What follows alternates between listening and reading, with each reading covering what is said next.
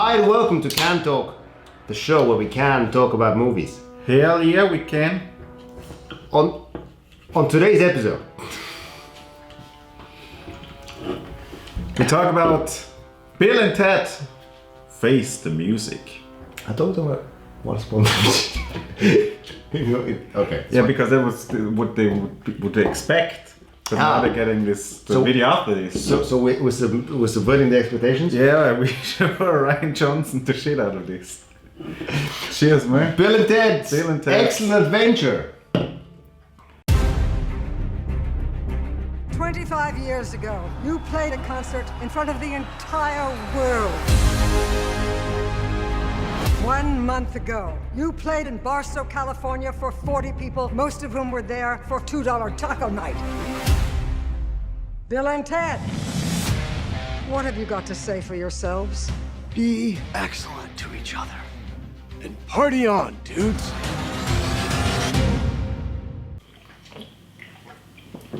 I was worried about this, man. Very worried.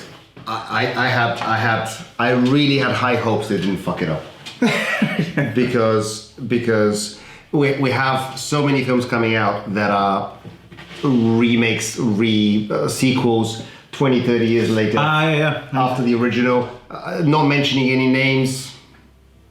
They all fuck it up. Yeah, I'm sure you're gonna put Ghostbusters up there in the edit. But yeah, and none of them. One of the main issues is, for example, with the Ghostbusters sequel and a few of the others, is that they don't feel like the original film at all. They are all completely. How unprofessional!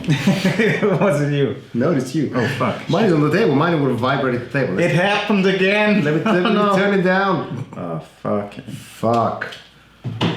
So many. All our fans are constantly questioning and asking us questions. Yeah, non-stop questions from our fans. Put this away. Our 3 fans have many questions. Sponsored by NordVPN. And Raid Shadow Legends. And Audible. And well, Guinness. Exactly. Mm. The only beverage that allows you to review films properly. Okay. Yeah. So, Bill and Ted's Excellent. We could cut all this from. NordVPN is your reliable VPN. Seriously, like everyone's just interrupting their content to talk about nonsense. Can't they do just subtle product placement? Super subtle product placement. Nobody's ever noticed it. By the way, Guinness. I'm loving it. I'm loving it. Ba-da-ba-ba drunk. What the fuck is this episode? This actually fits perfectly with Bill and Ted's excellent and most excellent third movie, Face the Music. Excellent. You were supposed to unite the world and save reality as we know it. Bill, we've spent our whole life trying to write the song that will unite the world. Why can't we just go to the future when we have written it? Whoa! So, Bill and Ted's third movie, Face the Music, comes 30 years later. 20 to 30 years later. That is crazy. Because obviously it's a teen, the original films, the first 2 films were a teen type comedy. It has a science fiction twist and a few like clever ideas. It's quite goofy, it's quite silly. And it's also, the first 2 films are very much films of their time. They're like 80s, 90s type films. Late 80s, early 90s. Definitely you'd put them in the same category as, I don't know, even like Back to the Future. Yeah, I thought the same. And that kind of thing, where the science fiction element is just on the side. Yeah. It's mostly about the goofy, fun comedy. Mm-hmm. Don't worry about it. Yeah, exactly. And in this film, it's the same. But a lot of these modern films have decided to go darker, grittier, gender-swapped, whatever version, and they just take all the fun out of the original. So exciting fun, right out of it. Whereas this is fun. It is hilarious. I was, worried about those characters being young now 30 years later. still being stupid.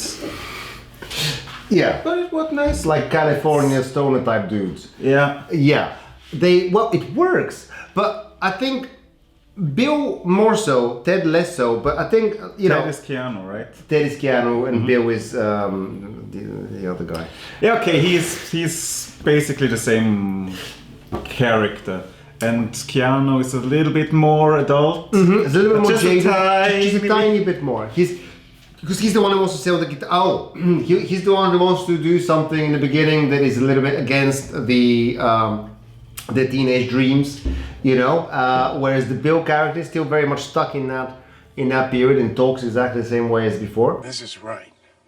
We have been banging our heads against a wall for 25 years. And I'm tired, dude. Ted, we have a destiny to fulfill. But the good thing is they didn't spend too much time on it. This was one scene and they got over this whole breaking up thing with the band. Yeah. And that's fine. Obviously, we remember that the Bill and Ted are in a band called Wild Stallions. Excellent! They have to have a hit, is the premise of this particular film. Or is it? Not really. Not a hit. The song that unites the world. And saves space and time and reality as we know it. Exactly. Okay. Something like that. Well, it's no pressure. So it's quite an interesting premise, actually. Yeah, and even the concept of them being travel into the future to steal it from themselves when they've already written it, so they don't have to put any work into it. Take it from ourselves! But isn't that stealing? How is that stealing if we're stealing it from ourselves, dude? Yeah. Whoa. Here's the thing. We find Bill and Ted in the beginning of this film, and I like this that they have evolved from those characters that they were in the first two films. They have grown up, but in the end of the previous film, they went off and they formed a band, and Satan was in the band as well, and Death. Sorry, not Satan, Death. Can't remember, but yeah, one of the two. And so that's cool. So now we find out that Death has left the band and there's been some trouble. And the band has become less and less popular to the point where they're playing some local gigs in somebody's backyard and some wedding they were playing. In the But they beginning. didn't get cynical about it. They're still trying to write the next song. No. They're still trying. And with every song, they're trying to write a song that saves the world and unites people. Yeah, which is difficult to do. Yeah. Wait, we have to wait for this. This is way too loud. A sneak peek at the world premiere of our newest Sonic creation. We're not sure if this is going to be the song that unites the world. We're pretty sure it might. At least we hope. So there's a lot of pressure for them, and with every song they actually fail more and more.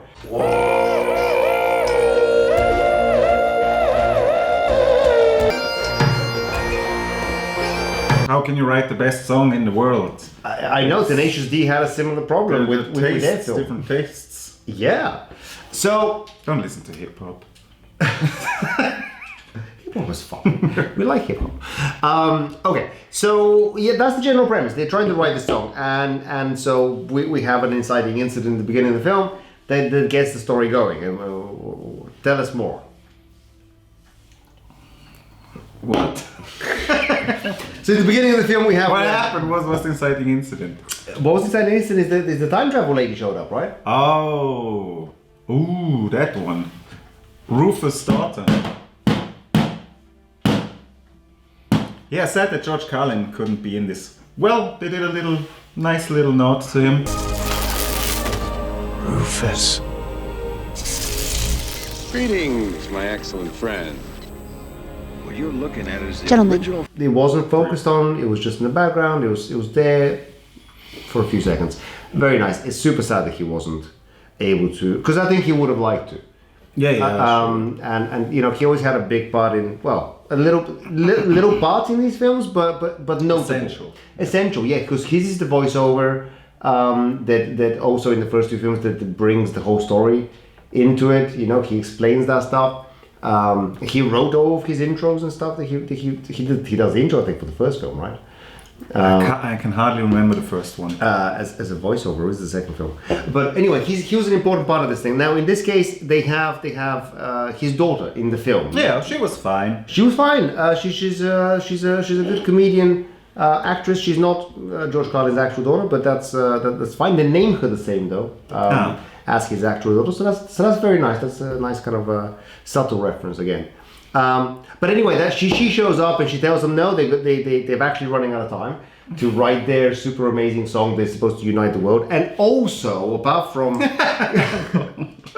just as a little, you know, also if you don't, the whole reality and time as we know it will collapse and the world will stop existing.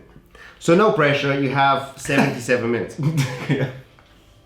Exactly the length of the movie. Exactly the length of the film. And so they tell us at that point exactly how long the film is left. Ticking clock introduced. The ticking clock is there, and every now and again Keanu like checks his watch and they have a little an update of by when this song needs to be performed. Mm-hmm. And so the location where they need to perform it is kind of kept a code until the end. Mm-hmm. So I like that. It had an urgency. It had a momentum. The film. It never. At no point did I feel bored or feel like the film was slowing down. Maybe there was one bit near the end, in the final third. They could have been a little bit quicker, but it was a short movie anyway. It's a short film anyway. Nothing too dragging. Then I was very worried about the daughters.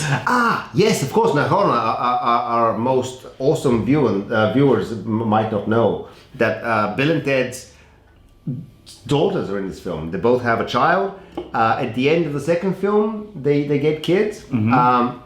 And in the post-credit sequence, they named them Bill and Ted.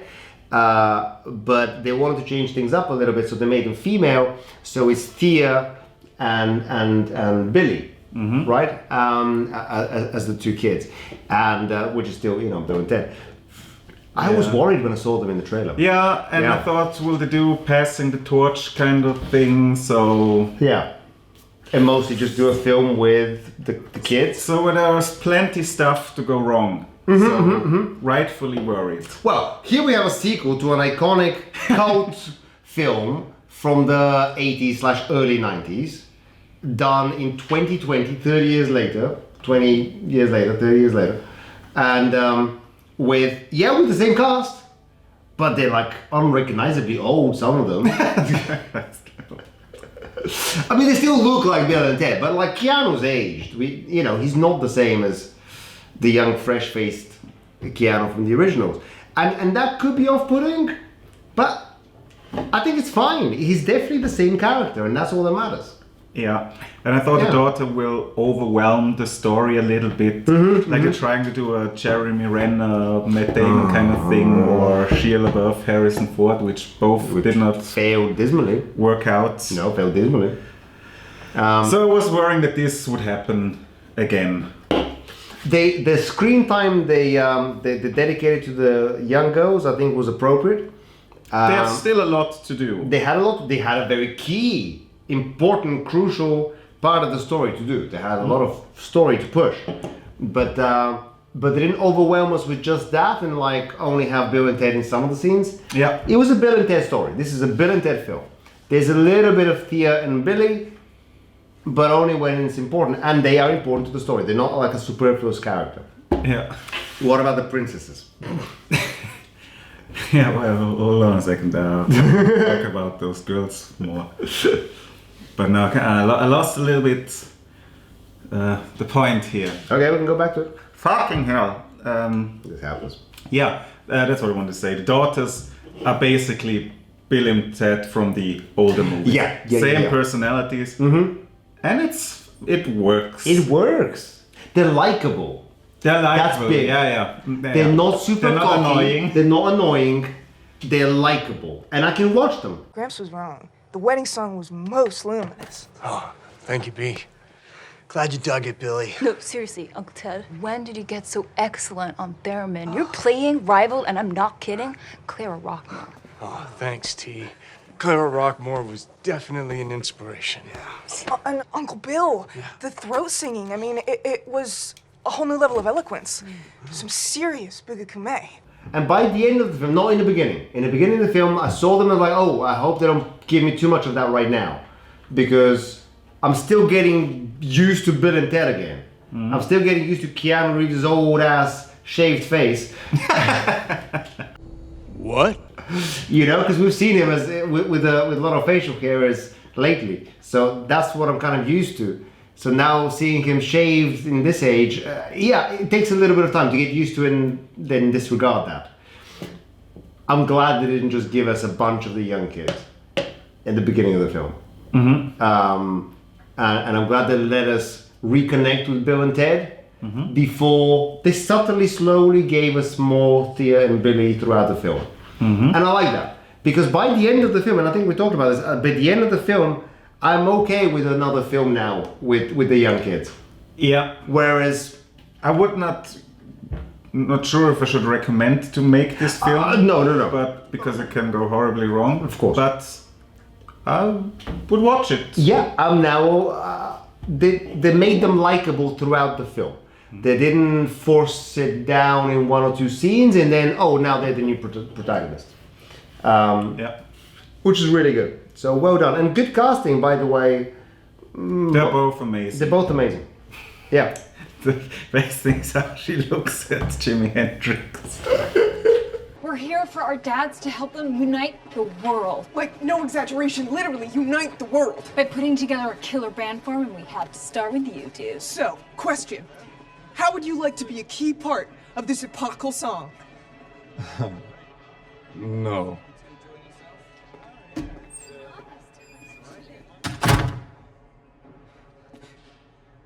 Dude, we have to have Jimi Hendrix. They're optimistic. Yeah. And positive and nice and yeah. Support the dads. They support their dads. Everyone supports each other actually in this film. Even people that are not super nice, everyone still comes from a nice positive place. Yeah. Which even the baddie is actually just trying to not let the world blow up. And I think that's a fairly good motivation for a baddie. The baddie? You mean the robot? The robot's lady. Okay. George Carlin's wife. Yeah. Okay. Yeah. Right? She's the best thing, the closest thing you can get to a baddie in this film, right? Yeah, and the robots she sends. And the robot she sends. But both are perfectly excusable from their point of view. You know, your father and I agreed on everything, but there are other interpretations of the information he was acting on. I'm aware of that. Many on the council believe that it is, in fact, the death of Bill and Ted that will bring the new epoch. Well, I disagree with that completely. From a baddie point of view, it makes sense. From a good guy point of view, of course it makes sense. Yeah. And the humor worked. The robot was funny. I was worried when I first saw the robot. Yeah. Me too. You must not fail. Must not. Because it's like this kind of murder, death, kill type robot. He looks like a forgettable DC villain. Yeah, he also looks a little bit like a Power Rangers baddie. Yeah. And so I was a bit worried, but actually they turn him comedic fairly quickly. And it comes, some of the best, my favorite scenes come from, one of my favorite scenes from the show comes from this robot. And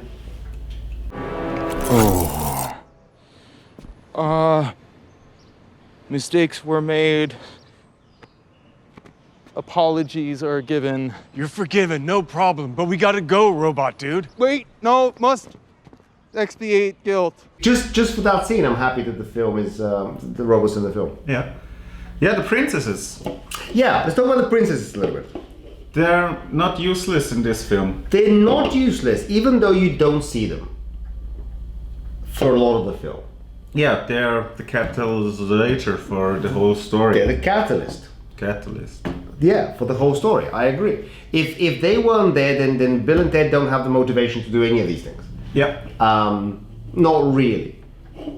not to the degree that they do. So I think just because of that, that's enough. We see them a little bit. They're not important characters in the story. Fine, No. I get that, but they weren't super important in previous films either. And people complain that why are they in the film? Well, they're there as motivation, and that's enough.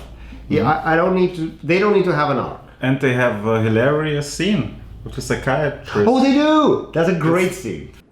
Joanna, from the very, very bottom of I and Ted's hearts, I and Ted totally love and worship you and Elizabeth. Perfect, dude. Oh, awesome, dude. Thanks. Here's the thing, people. It's a Bill and Ted film. It's supposed to be fun. It's not supposed to be taken seriously, and it's supposed to be a little bit goofy because it's not about the science fiction. It's not about the plot holes or the circularity of time or the physics of it all. And it's about having a good time. It's about having a good time and staying positive and being awesome, you know, and being excellent. I think that's what it is. It's a feel-good film. Yeah, absolutely. It's the kind of like Sunday morning, and we actually watched it on a Sunday morning, but you can watch it anytime. It doesn't matter. But it works, and it's a positive, happy film. Yeah, even in hell it's fun. Even in hell it's fun. Yeah. Oh, they were very nice, very nice. Good group. Group? Yeah, they went that way. Thanks, Demons. Oh, enjoy it. Thanks, Demons. Have a good time with it. Oh, no, that's strange. What is that, a robot? Yeah, that's a robot in hell. Somehow everyone who dies ends up in hell. Everybody ends up in hell with this film anyway. Maybe there's a sorting process that they're not, you know, there for. I like it. I would recommend it. Absolutely. Any fan, you know, the biggest compliment I can give it is it fits perfectly in the box set of Bill and Ted 1, 2, trilogy. and 3. It works. 30 years later, they made a sequel to Bill and Ted that didn't suck. And it didn't suck. It was great. Yeah, and they send off the characters at the end. They do. I think they do. There won't be. They shouldn't be. There shouldn't be another Bill and Ted. But this trilogy is done, and I'm happy they didn't ruin it. And I think, you know, one thing that I noticed, I think, is that everyone seems to sort of want this project to happen. I don't think anyone needed this. No, I don't think so. I think Keanu Reeves wouldn't do it. No. Yeah. I think they did it out of the love of the material and those characters, and they wanted to do while they still could make one more. And I think in this case, there was a few little loose threads from the previous one they could have wrapped up. I think that's it. It was done for the right reason. Yeah, I think they talked about this for a long time. Yeah, for about 10 years they tried to make this film. So I'm glad they did. Yeah. And it's not, you know, it's not a cash grab. No, yeah. It doesn't feel like it. Everyone seems to be there for the right reasons. It has the same spirit. Yeah, which is key. That's not the same as like the new Ghostbusters film, which has not got the same spirit. Or any. I really hope The Matrix has the same spirit. We'll talk about that at another time.